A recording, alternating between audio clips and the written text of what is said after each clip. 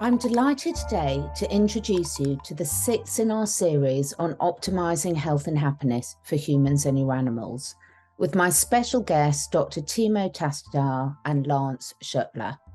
So in the first episode, podcast 4, we discussed what is health and how can we optimize it. We then went on to discuss what is happiness. In the third episode, we had discussed the important subject of how our choices affect our health and happiness.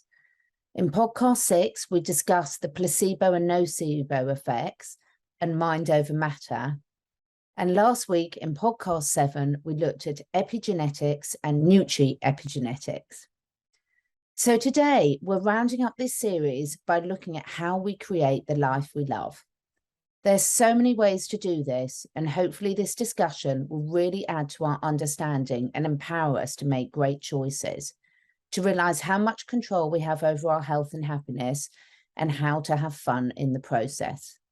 Once again, I love the different perspectives that both Lance and Timo bring to the discussion.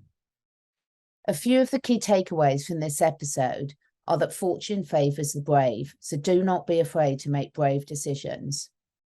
Objective self-assessment is key, and find what you love and do more of it every day.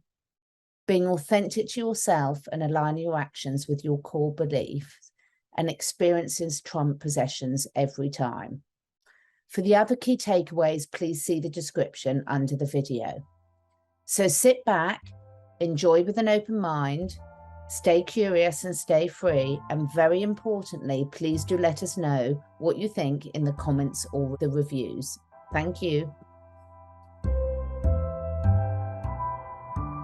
Right, well, I am delighted to be back for our sixth and final in the series today of optimizing health and happiness. And today we're going to be bringing us everything all together and talking about our top tips for creating the life you love.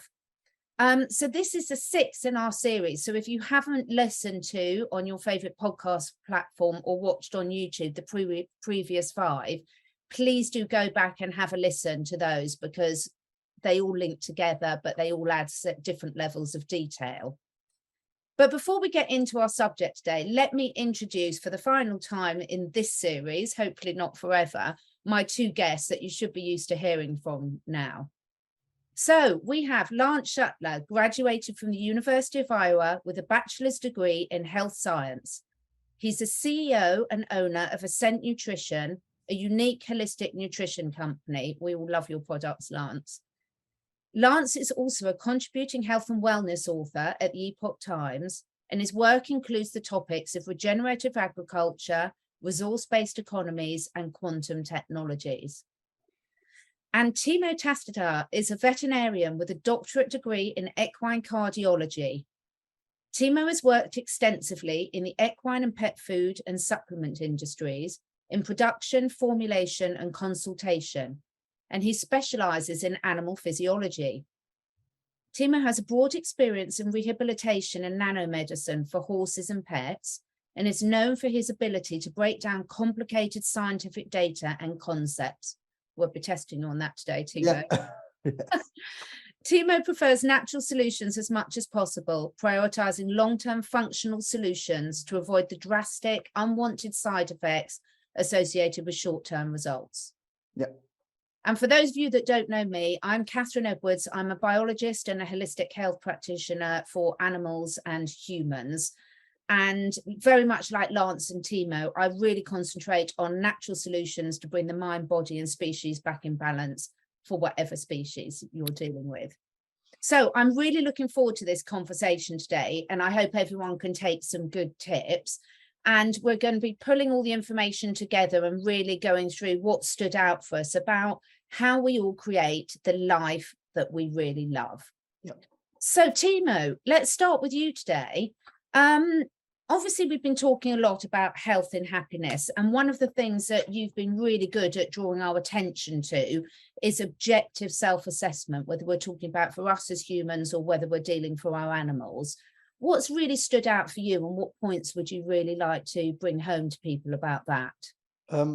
I heard someone saying, I don't remember, I'm just going to quote it, but the history and the fortune favors the brave and the bold. So for me, this is super important because if you do proper self-assessment, you know your weaknesses and your strengths, and you accept them as they are, and not important if you want to change them or not, but if you know who you are, then the chance of being happy is very high, because you can be bold and totally brave in what you're doing if you know where your limits are, or what you can do and what you cannot do.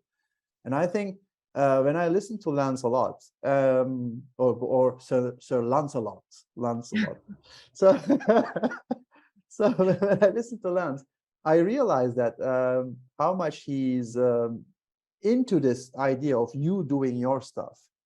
And funny enough, I am actually someone who always does his stuff, and I don't really care much about the norms or what people think, or I like when people think positive about me, of course, like everyone. But if you have anything to say to me, it's good on you. You tell me what you want, but you don't expect me to change because you told me something, and or I just don't like to do things that people want from me because just they want it.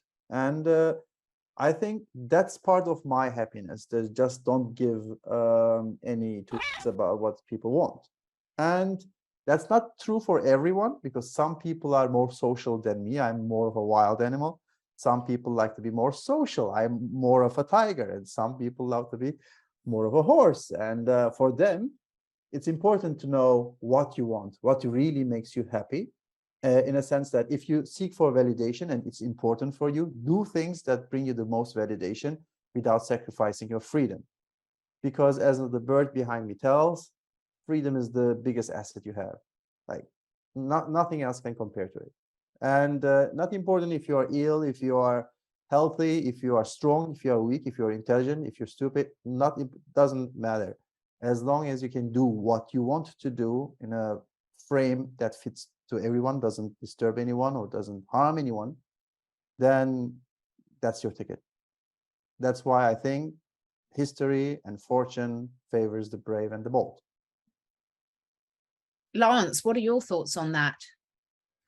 Timo, I loved every word of that. Truly, that was powerful. What a way to begin this episode. I really truly believe those words, Timo, and that when we do what's right for us, of course, being aware of how it's going to affect others. Yeah. But, when we know deep in our heart, what a decision is that we have to make, left or right. As an example, we know when we know what's right and we do that, we're setting the trajectory of our own course, and we're creating our own reality and our own sense of freedom and like true freedom. And that really does, like when you were describing that, Timo, freedom, I was feeling, what does that feel like? And, we all have felt that in some ways. And, part of what we've been talking about is using the mind with our creation and how to tap into the mind. And, that ties into the feeling of what we're feeling. So if we're thinking about what really makes us happy, and we can tap into that literal feeling of freedom or happiness or whatever it is, then we're not only present in that moment of that freedom and happiness, but we then also actually create it to come in our future. Yeah, I mean, being authentic and knowing yourself. I mean, it's such a cliche, isn't it? The saying, know yourself. But the more you delve into this work, whether it's looking at the spiritual side of things, the quantum side of things, the pure health side of things, the more you know and understand yourself, and the more you realize, we've talked a lot throughout this series about how powerful we have with the choices we are to create our own reality. And I think, for me, a lot of this stems to really being authentic to yourself, because when you're living out of authenticity to yourself, it affects every aspect of your being, doesn't it? Yeah. And nobody wants to eat bland food. So what you might think, what's the connection? The connection is that if you are a bland person, try to fit in every situation and try to keep low, and then you're invisible. And an invisible person is impossible to go through the social life. It's not possible. So if you're invisible to everyone, You can talk or scream, nobody will listen to you. So, and if nobody is interested in who you are, what you do, or nobody wants to, how do you say it, accommodate you in that sense in your social environment, then you are no one, and nobody wants to be no one. So you have to be brave and bold. You have to accept that you might be spicy, or you might be too sweet, or you might be any type of taste that is a taste, though, because some people like spicy, some people like sweet, some people but nobody loves bland. So no one loves it. It's important, isn't it, to know your role and where you fit in and what your aspirations are, Lance, because it doesn't matter what species you're talking about, knowing your role and what you're here to do and be authentic to yourself is really at the crux of so much of this, I think. Yeah, I agree. And I think we're all, well, I don't want to say all, but many are still searching, like, what is it that we want to do or be? And I think that's a great thing, because it's not only biologically built into us, but spiritually, from a higher order, that this is built into us to push forward, to seek, to explore, to strive for something new. And, we all have that, but the more we can actually tap into that and understand what is it that we truly want, then we become very clear on that. And when we're clear with our intentions and clear with our actions, thoughts, and words, then that's what is created. We talk a lot about, humans talk a lot about having a purpose. And I think you mentioned they're striving for things. And there's nothing like that sense of satisfaction of setting yourself a target and achieving it. I mean, most humans don't get much satisfaction, in my experience, from being rewarded for something that they feel they don't really deserve or haven't put any effort on. How important do you think that is, Timo?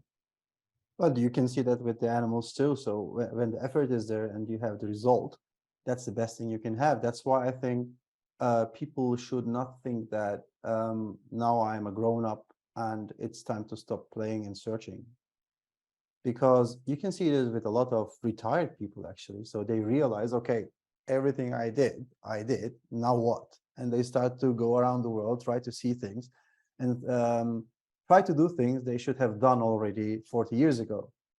But they couldn't then, because their mindset was having is more important than doing, and getting is more important than experiencing. So this is real for many people, that the target of their happiness depend on outside things instead of their own experience.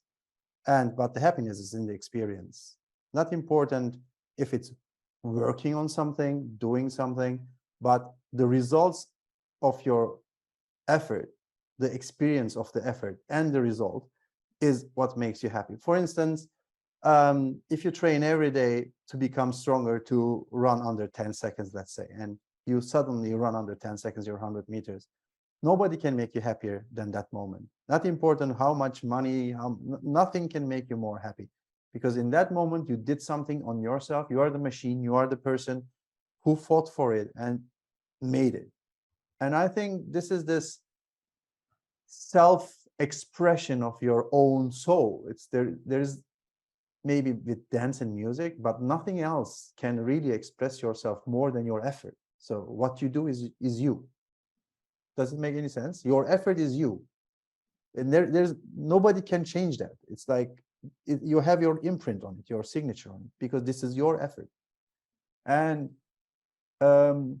if you want to own things that bring you happiness, then it's your own achievement, overcoming things that you thought maybe it's hard to overcome or not possible to overcome.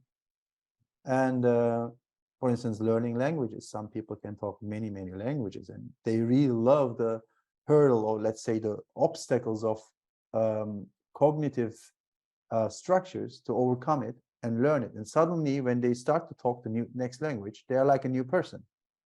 And I really love it. I love it also to watch it with my children, how they really don't give any attention to anyone else, and do everything to learn the things they want to learn and do the things they want to do and overcome the problems they want to overcome, like jumping higher or building something that is too tall. They are building Lego structures, you know that's going to fail. You know, you can see it. It's not balanced, right? But they still, it breaks and they still do again, till it doesn't fall anymore. And I think this is what we miss now, because we have the time pressure and the money pressure all the time. And we don't do things anymore till they really succeed, or we are happy with how it is now. So we have to give up, or people tell us to give up all the time. So I stopped telling my children that is unstable, because I know they want to try it anyway, right? You've got to let people try, haven't you, and build their own resilience, Lance, because, you know, you've spoken a lot throughout this series about, you know, the physical side of things, and we need to put friction, we need to work those muscles, whether it's your mental muscles or your physical muscles, and that's what gives you a sense of achievement. But no physical being of whatever species has been put on this planet, in my opinion, to sit there and do nothing. We're all sitting there to work for what we've got. Except sloths.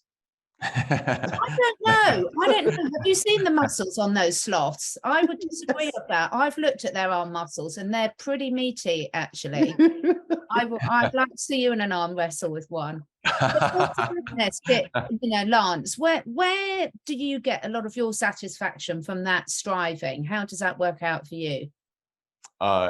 So I really like exercise and you know, playing. So like playing football or playing catch, playing basketball, you know, frisbee, something like that.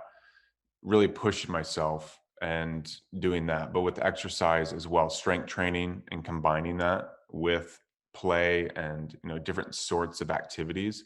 That's really beneficial for me to not only like let off stress and release, but, you know, build strength and resiliency and feel a sense of freshness and newness. You know, we've all, or, you know, those who have went through a really intense workout physically has felt, you know, the strain afterwards, but also the euphoria after it and how good that feels. And then, you know, depending on how well you sleep, sometimes it does make you sleep better.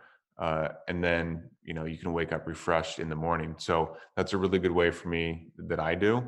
And then, of course, with, you know, the work that I'm doing, setting goals and reaching those goals and seeing things come into physical manifestation of things that were just once ideas. So really seeing that and experiencing that is a lot of the things that I'm doing right now. Yeah, fantastic. Now, throughout this series, we've spoken quite a lot about the importance of understanding the difference between the subconscious mind and the programs that run often without a lot of conscious awareness, for those that affect a lot of the habits that people run their lives by. So let's have a little chat about habits and consistency and how important that is in terms of, you know, creating the life that you love. Start with you on that one, Timo. Well, I'm an outlier with this, but I'm not a big believer in consistency and habits, in a sense that I don't think that it's good or detrimental for everybody the same way. The reason for it is some people are more spontaneous and they have trouble keeping routines and they need change. I think a lot of people have trouble by just trying to structure their lives too much, in a sense that they put too much effort in their daily life and micromanaging everything so much, they have no energy or no time to get out and play, do things, have a, how do you say it, a spontaneous joy in something. So I think both of the sides are important, but you have to know who you are for that. So I cannot tell for everyone you need to have a morning routine, you have to have this, you have to have that, because for some people this doesn't work. Lance, let's hear your perspective on that first. Yeah, I agree that I think not everyone's the same, and that clearly people do sometimes thrive better in more dynamic or fluid situations. And at the same time, it's clear that, structures and routines do help with certain parameters if someone's wanting to achieve that. So more efficiency, or actually building a new habit into their life, if it's something constructive for them and they want to do it, getting into a routine with that, clearly the best way to do it.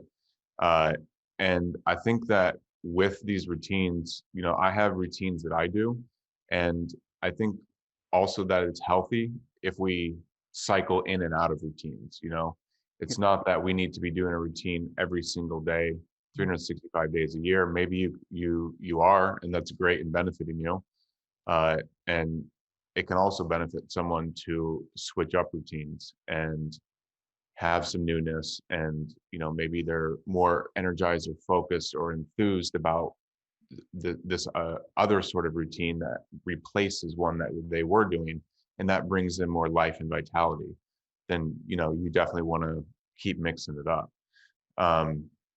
I try to find a good healthy balance of routine and structure, while also being flexible to being adaptable, because with my life, there's things that I need structured and very regimented.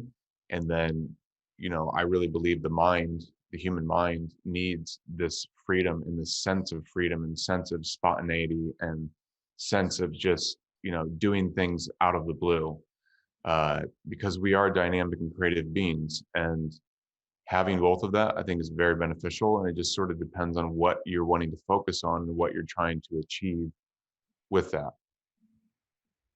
Yeah, I think my sort of thoughts on it are that if there's areas in your life that you're not happy with, one of the first areas you need to look at is what your habits are, because a lot of people get stuck in a rut of doing things that don't serve them. And most people find it quite hard to accept some of their habits. We can all notice them in other people often, a lot more than we notice them in ourselves. So I think a lot of it comes back to me to looking at this objective assessment of where you are and with yourself, with your life. Are there areas there that you want to change? And if they are there, perhaps look at some of the habits that are no longer serving you and replace them with others. But for me, I don't think of a habit as something you do for life. A habit is something often that you do that you're not necessarily aware of, that you're not necessarily conscious of. And if you've got areas of your life which are serving you and everything's going well, then keep doing it. Because if you weren't doing well, then, those habits wouldn't be serving you. But if you've got areas of your life, say, for example, your physical health, say you want to lose weight, or you want to get fitter or stronger or more flexible, then this consistency needs to come in. Because one of the things I see a lot about why people feel frustrated with themselves and affects their sense of happiness and achievement is this inability to be consistent and put the work in. So for me, I completely agree with what both you said. You've got to look at what's right for you, for what you're trying to achieve at that time. If you've got a newborn baby, being obsessed with habits and routines just is not going to necessarily work for you, because it's completely out of your hands. But if you're trying to train for an event, like we've just had the marathon over here, then you might need to have that consistency and build those good habits if you're going to want to achieve a particular goal. Totally agree. Yeah. So what about choices? We've talked a lot about choices, and we hear a lot in people's discussions, don't we, about how they often feel that they haven't got choices. And quite often when we delve deeply into that in some of our conversations, we realize that we have got a lot more choice, like our conversation a couple of weeks ago about genetics and epigenetics, etc. So talk us through, Lance, what's really stood out for you about the choices and what people could really take away from that to help them, create the life they love. Yeah. So it really is as simple as that. We have the power to choose every moment of our lives, choose what we think or say or do consciously. Of course, there's subconscious programs running, but in our conscious life, we can choose, and we can choose how to respond to situations. We can choose how to engage with people. We can choose how to interpret things. It does come down to the power of that. But of course, with choice, it really does like bleed back into what we were just talking about, habits and routines. Because if we're in a habit and routine, the power of choice often is diminished because it's just then built into the subconscious to just run automatically.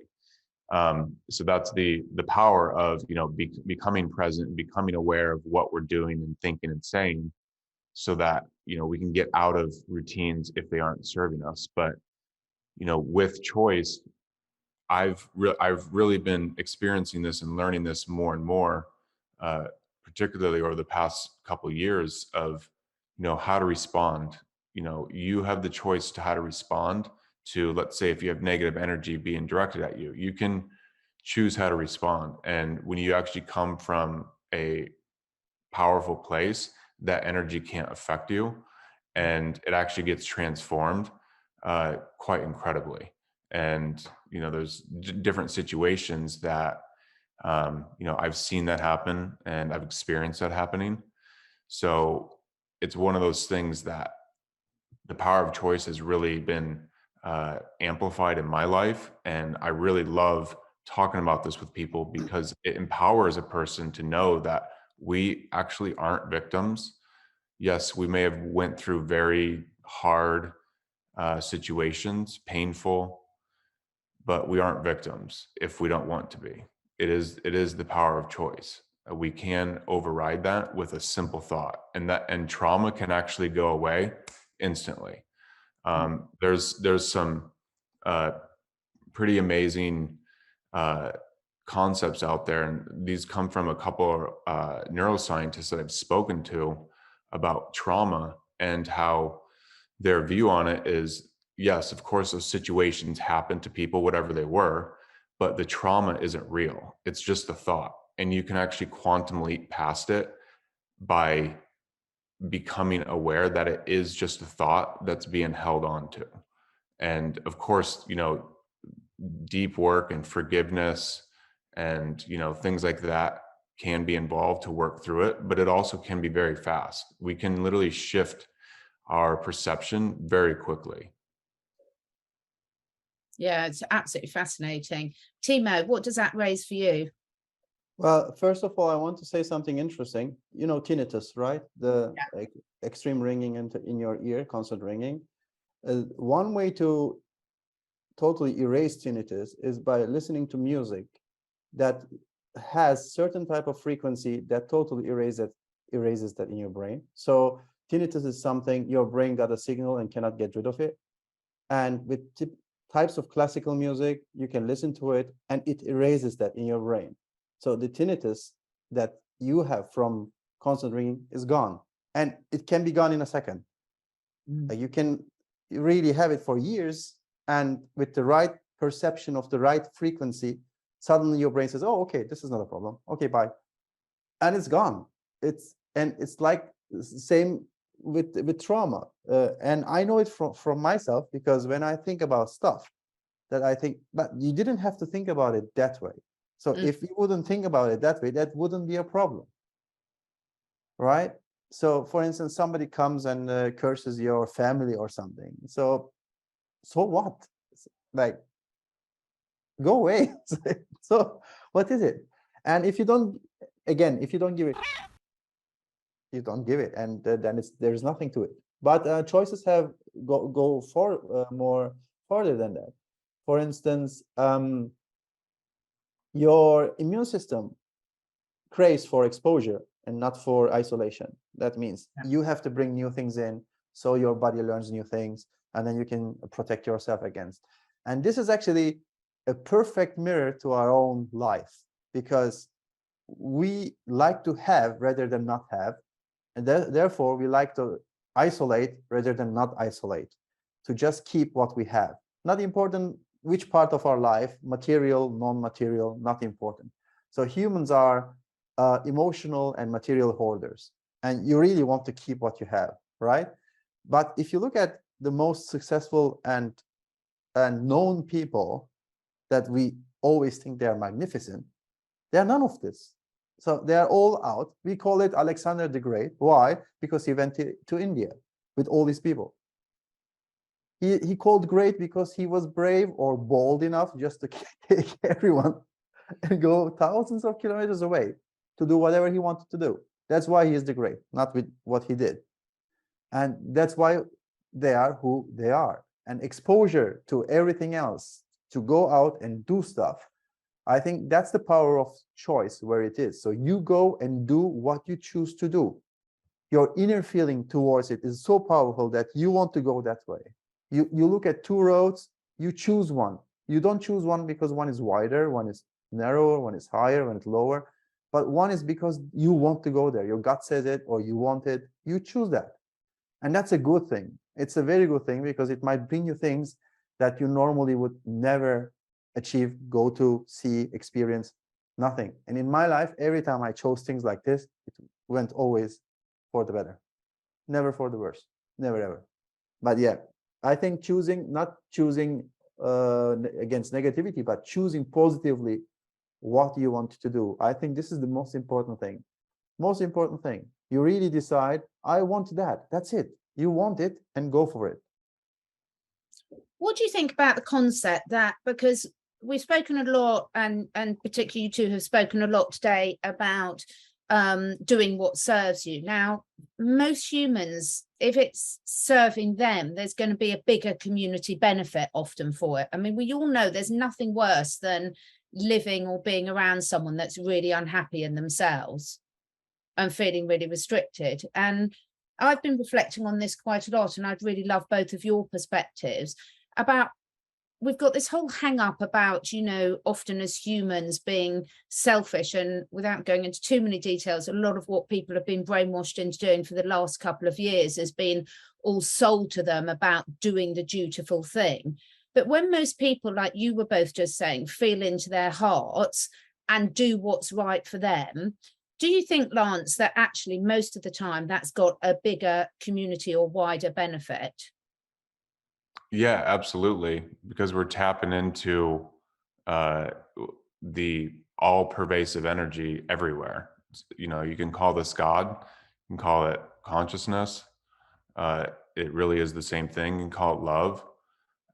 God is love, love is God. We know that. And I mean, that's just simply everything that is. If we tap into that, we make choices based out of that. I believe fully that it has a ripple effect and does benefit others. Now, again, though, it really does have to be from that pure place and not with any ego or any sort of attachments to it. Because then that's when the mind gets involved and can warp things. So I really believe, you know, also in the power of collective thought and intention and synchronized meditations. There's actually quite powerful evidence that's been brought forth on synchronized meditations throughout the Middle East.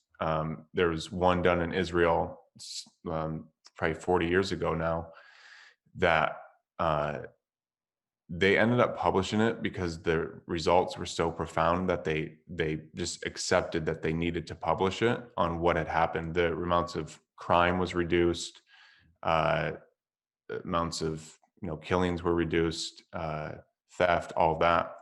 And the study was so well done and executed that they literally conceded to publish it and then said, hey, we want others to look into this more. And then they actually replicated it even beyond that. And then there's a organization called the Institute of Noetic Sciences, and that's actually an organization that spun off of Princeton, and they take random number generators that counts zeros and ones, and they basically do this really comprehensive, like, quantum computing, and they can actually see a numerical difference in when certain events happen. So like the chart, so to speak, will go off the charts, or it will read certain data points that show that there's a tension being placed on some sort of event. And so they've actually been able to go back in time and look at this. And really see that major events actually did create a concentration of awareness. Quite incredible what this organization has done and the research they have and the people they have behind it. I think they're going to become more and more interesting as time goes on because it's fascinating stuff. Yeah, we mentioned that when we were talking about the epigenetics and the placebo and nocebo as well. And that's when I first became aware of their work, really worth people looking it up. Carry on, Timo, what were you about to say? Yeah, I want to say, I think the opposite is also true. So if people are full of negative thoughts, too many negative events, and can also, yeah, how do you say, fire more negative events, more negative thoughts. If you are, let's say, if you are a country, 1 billion people, and all of them hate one country all the time, I think that negative effect or negative thought can also create some trouble, not just the positive one. That's why I think it's important to have a positive environment for yourself with your personal social group. So your positive feeling, each and everyone feeds each other, and that can have an effect on their next group, that is the next circle, so to speak, like an onion, the next one, the next one, the next one, the next one. I think that's a way to reach really more positive society. And I think self-made people, or people with self-awareness and self-choice, create that easily. And you can see this in the country of Netherlands. Now you might think, what the Netherlands is the place that has the most private companies, the most one-person companies, startups. People ooze with happiness there. It's crazy, but they're all happy because they do stuff, and even if they fail, they're okay, and they do all the time. And when you're there, you feel really positive with people around you, and you don't have to be close friends. You don't have to be. It's like it feels good because they do stuff in a way that if you go to anyone and say, hey, I have an idea like this, I want to earn money from this, they will say, go for it, you can do this, do this, do this. And suddenly you feel in a way that everybody is actually constantly thinking how to do things, not how to keep things, not how to preserve things, not how to have an easy retirement, but mostly how can I build up, how can I expand, how can I explore, how can I experience new things. Does it make sense? This positive feeling you can feel everywhere when you're in the Netherlands with people, like everywhere. And that's very positive because you sit with people and suddenly you feel like, yes, people are nice, and they are nice, they feel nice, they feel good. So let's talk about then community and the need to feel that you're contributing socially in some way as a human. How important do you think that is, Lance? Vitally, because I think it's built in to who we are, that we want to feel that we're not only happy ourselves, but contributing to the greater good. You know, many of these things, these, you know, psychological operations that have taken place is taking advantage of humanity's inherent goodness and tapping into that and twisting it in a way where you can make people do things that they would never do if they were really told what's going on. You can make it sound like it's for the greater good because, I mean, it's well known, like we are good deep down and we want to do good. Even if we have, you know, bitter darkness on the outside and we're angry, deep down, that person is crying out because they want to be happy. They don't want to feel that way. Even if they're making choices consciously to stay that, you know, it's just a longer path for them. But, you know, it's inherently built in us to go towards the light. So in terms of, let's sort of get it to a personal level now. In terms of creating the life you love, what are some over the last sort of however many years, Timo, what are some of the things that you've really learned that work for you? Some tips that you'd like to share with other people, practical things that people can look at doing? Well, sometimes I feel like the best thing you can do is keep your steering wheel and don't let anyone interfere with it. So just turn the way you want.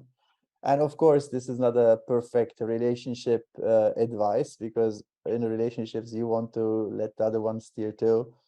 But for personal growth and happiness, you really have to accept that you are doing to do things now for yourself, and you have to do it for yourself. It's not possible to always live for compromise, and nobody will be happy with constant compromise.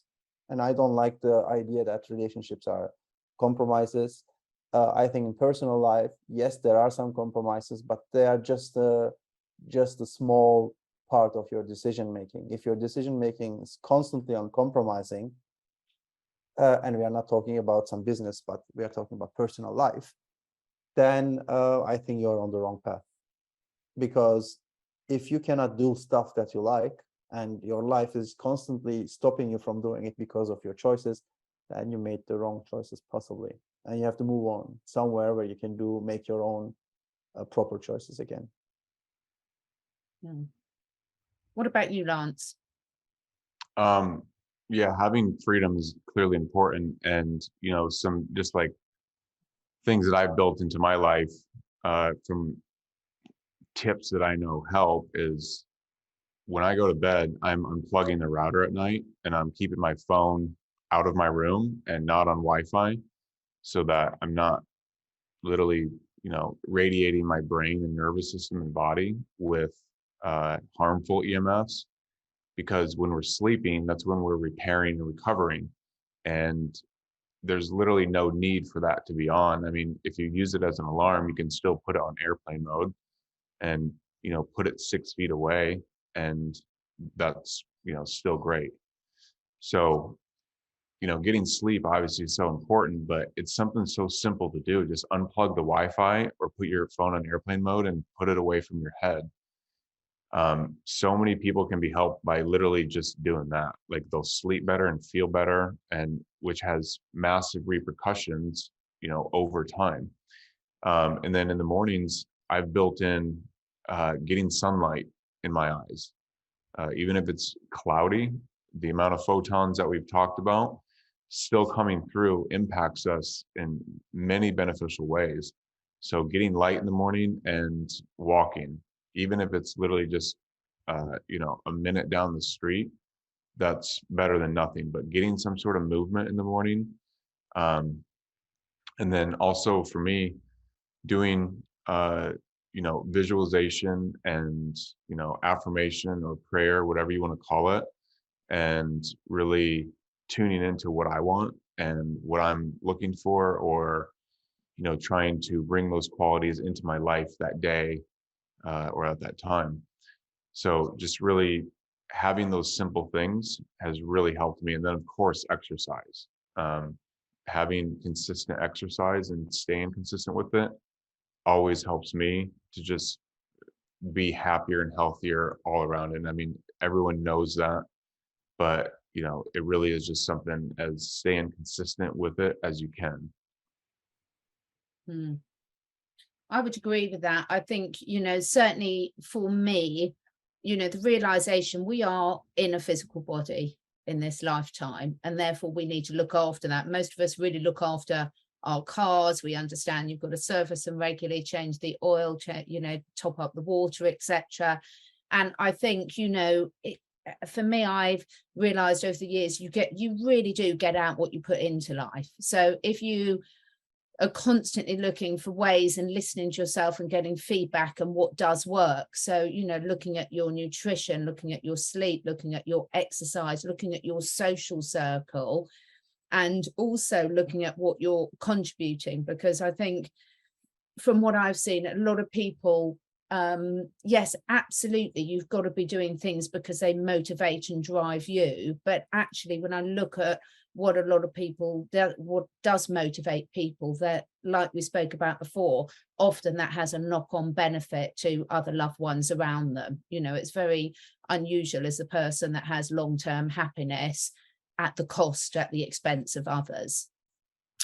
So I think luckily when we are true and authentic to ourselves, and we're really looking after ourselves in the best possible way, that has a lot of knock-on benefit in terms of what we're able to do to contribute and help others, but also, like you were saying, Lance, energetically, because we carry our energy with us everywhere we go. And if that energy is in a very low vibrational state, that's going to have a knock-on impact on everyone and everything you interact with. So when you look after yourself, I think by the very nature of doing that, you are looking after other people. And I love having conversations like this as well, because I think it's so important to get different perspectives. So just with the three of us, we've seen that, you know, there's so many different things that we all look at, which are priorities for each of us. And as you were saying, Timo, everyone is unique and everyone's going to have their own drivers that are more important to them, and that changes as you go through different stages of your life. You know, what makes you happy when you're 5 is very unlikely to be what makes you happy when you're 50. Depends. I still love my Legos, I would say, but yeah, that's true. That's totally true. The physical aspect is really important. I think in my answer, I wanted to tell more about how personal choice is super important. And of course, this also includes all the physical aspect of it, because I'm actually too old for it, but I still play every Thursday, 2 hours straight basketball, full court, and my heart reaches 180, and my doctor would say, don't do it. I still do it, and I really love it. And I cannot just exchange it with anything right now, because it feels so good. It just feels good. And even if next day I'm totally knackered, I still like it. And I think the cost, we might be maybe too much into the cost of things, like, oh, okay, next day I'm going to be tired. But in that moment, you are on cloud 9. You know, it's important to accept the cost of something. It's important to know that, yes, if you want to have the happiness of hiking, you have to get tired, you have to sweat. It's normal, it's a part of it. And too many times we just think about the cost too much and not about the benefit. And we just say, yeah, but you know, next day I have to work. Then you don't experience anything. You suddenly become this routine person who just blend. You just go to a state that you become snail meat, bland. Doesn't taste like anything. So, and I think that's why what Lance said is super important, especially in the morning. Just give yourself a bit of time, wake up properly and see the light, and let the light work on you, and then stretch a bit and get your, not just coffee, but because I don't drink coffee, but for people who like coffee, give yourself a bit of time before you indulge into eating and drinking, and, you know, get yourself up first. So get yourself into the gear. So nobody starts the car at the 5th gear, although Americans don't have too many stick cars, but everybody, you know, you start the car with the 1st gear, and if you are very good at the 2nd, but nobody starts the car at the 5th gear. And I think that's an important part of letting yourself physically go into the day. Yeah. So we have gone into a lot of these things in lots of other details in episodes 1 to 5. So if you want to hear, you know, more tips in terms of keeping us in these high vibe states, please do go back and listen to the earlier episodes, because we go into a lot more detail. Any closing words for you, Lance, before we finish off today? I've really enjoyed this. I personally learned so much from both of you. And, you know, me just expressing things in my words, it helps me think about things more. And, you know, after these conversations, I just kind of sit there and think for a little while of, you know, everything that we just talked about and try to absorb it.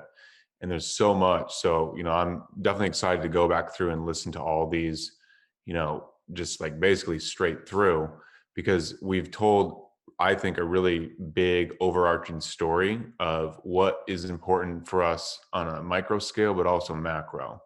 And it really does, I think, help us push towards the light and help us to know ourselves even more. Absolutely. And any final words from you, Timo? Yes, for me, learn to say no.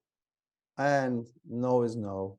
So I think that's the most important thing. Keep your freedom for yourself. Don't let people just bully you around, and learn when to say no, and learn when to do yourself something that you really want. Just go for it. Yeah, go for it and learn to say no. I think these are the two important things for me. Brilliant. And for me, my final words of wisdom are: life's a journey. It's not about the destination. It's about the journey and enjoying every minute, learning from it. Don't be afraid to try.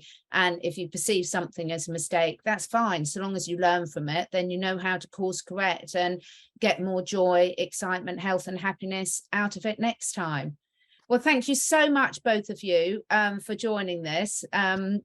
Timo's desperate to say one more thing. What is it then? Go on. Actually, we don't want to go to that destination. The destination is death. So nobody wants to go there, actually. You said the journey is more important than the destination. And I said, life is a journey, and actually you don't want to go to that destination. Well, that's exactly what I said. Life's a journey, it's not a destination. So we're actually agreeing. Yeah.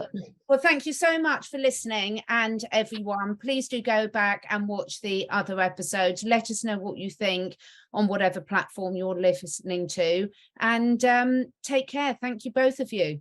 Bye. Bye.